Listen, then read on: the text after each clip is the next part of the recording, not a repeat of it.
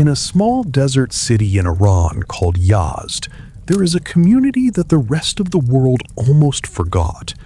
They look like their neighbors, they speak the same language, they go to the same markets and walk the same streets. But when they go home and close their doors, they light a fire. They whisper prayers in an ancient language. They follow traditions that are older than the Roman Empire. They are Zoroastrians, and they have been living this way for over 2,500 years. Most people have never heard of them.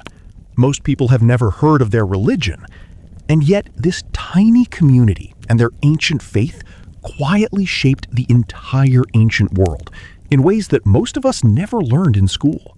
This is their story. In this video, we are going to cover it in 4 chapters. What is Zoroastrianism and where did it come from? How did it rise and how did it fall?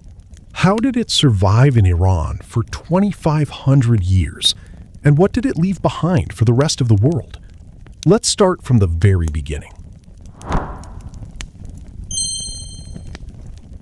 About 3,500 years ago, in the vast landscape of ancient Persia, the land we call Iran today, a man named Zarathustra had an experience that would quietly change the course of human history. He claimed he received a divine message, and what made that message so extraordinary was not just what it said, but how different it was from everything the world around him believed at the time. The entire ancient world worshipped many gods. Gods of rain, gods of war, gods of the harvest. But Zarathustra came back with something that stood apart from all of it. One God, one supreme force of goodness and wisdom. He called this god Ahura Mazda, the wise Lord. And alongside that, he carried forward one of the oldest truths in human history, that the universe is a battlefield between good and evil, between light and darkness, and that every single human being has the free will to choose which side they stand on. These are timeless truths that humanity has always carried, but Zarathustra was among the first to build a complete religion around them, to give them structure, language, and a way of life.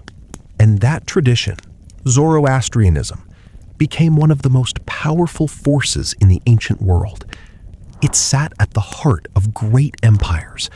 It shaped how entire civilizations thought about justice, about human dignity, about the meaning of a single human life. And yet today, almost nobody talks about it.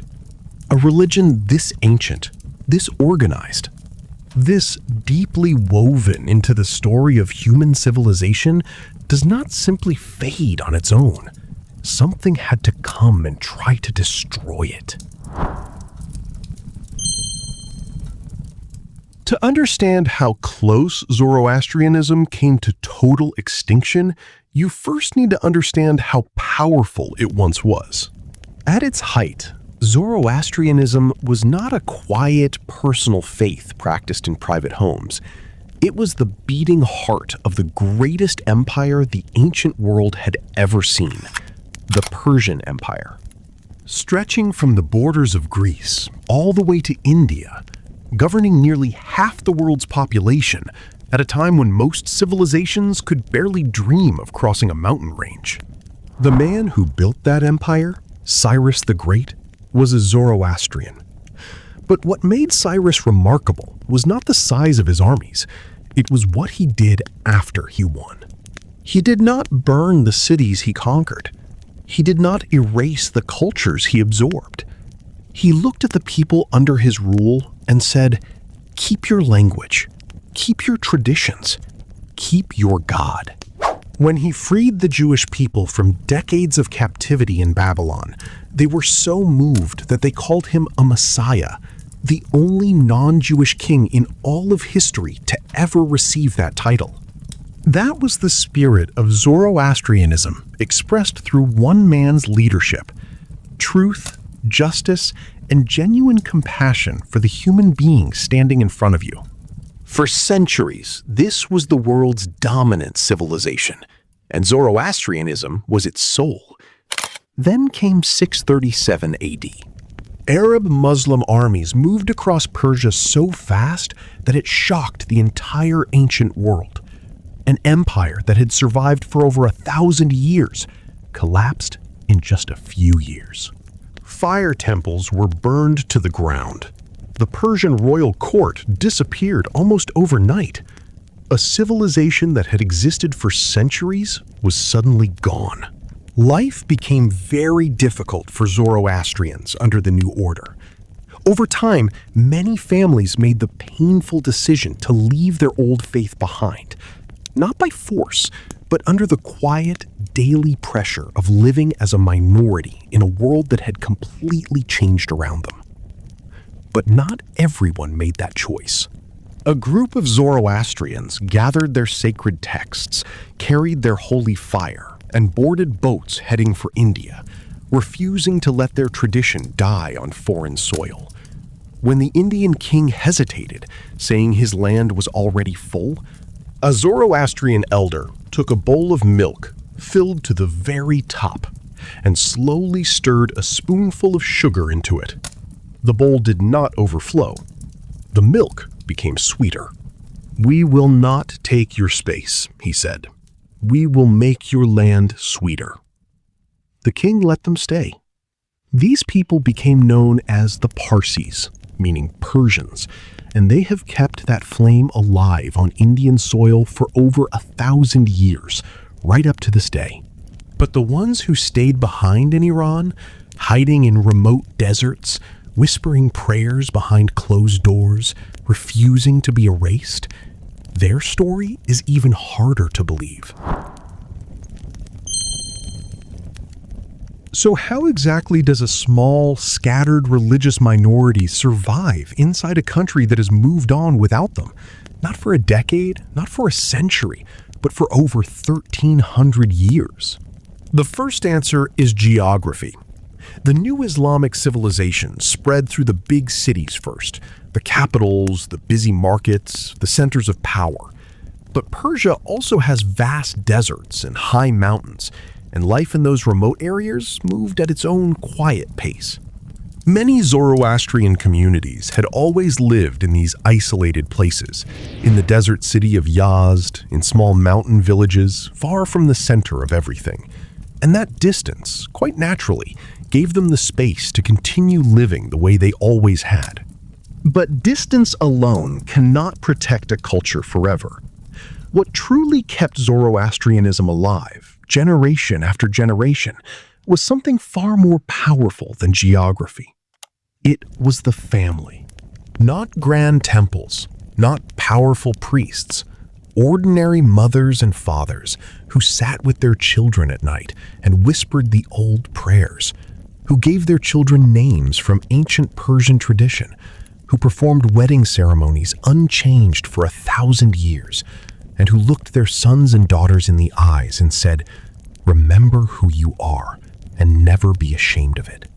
That quiet, stubborn act of remembering, repeated in home after home, generation after generation, turned out to be stronger than any empire.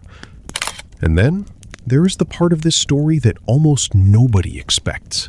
Islamic law also gave Zoroastrians something very important: the legal right to exist. Under Islamic tradition, Jews, Christians, and Zoroastrians were recognized as people of the book, ancient communities with their own scriptures and prophets. This meant that as a religious minority, they had legal protection.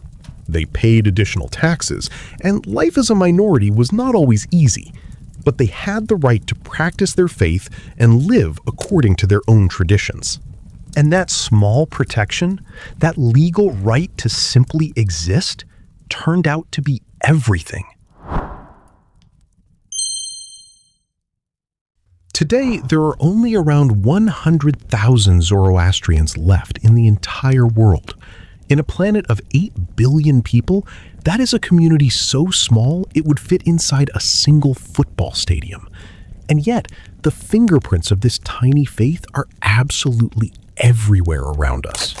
Have you ever listened to Freddie Mercury? Freddie Mercury was a Zoroastrian, born into a Parsi family, raised inside a faith that is older than the Roman Empire. He carried 3,500 years of Persian tradition onto the biggest stages in the world without most people ever knowing it. Ratan Tata, who built one of India's most powerful and respected business empires, Zoroastrian. Zubin Mehta, one of the greatest orchestra conductors of the 20th century, Zoroastrian. A community of barely 100,000 people, producing an almost impossible number of remarkable human beings.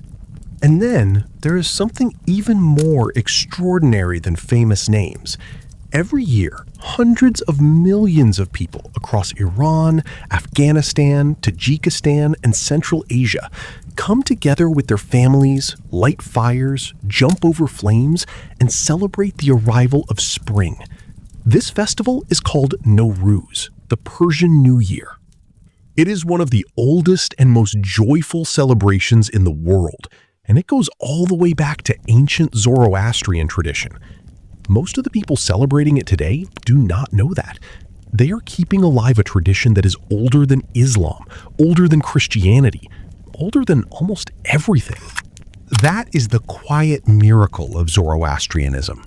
It came close to disappearing completely, and yet its ideas, its values, and its celebrations became so deeply part of human culture that even the people who replaced it ended up carrying pieces of it forward without even knowing it. A culture does not die from hardship. It dies from forgetting. And the Zoroastrians never forgot. Those 25,000 people still living quietly in Iran today, in the desert city of Yazd, are still tending their fires, still praying the same prayers, still living the same way their ancestors lived 2,500 years ago. If this story stayed with you, share it with someone who would appreciate it. Stories like this deserve more than a small footnote in a history book. Subscribe if you want to keep exploring forgotten stories from human history together. And leave a comment below. What part of this story surprised you the most? I would love to know. See you in the next one.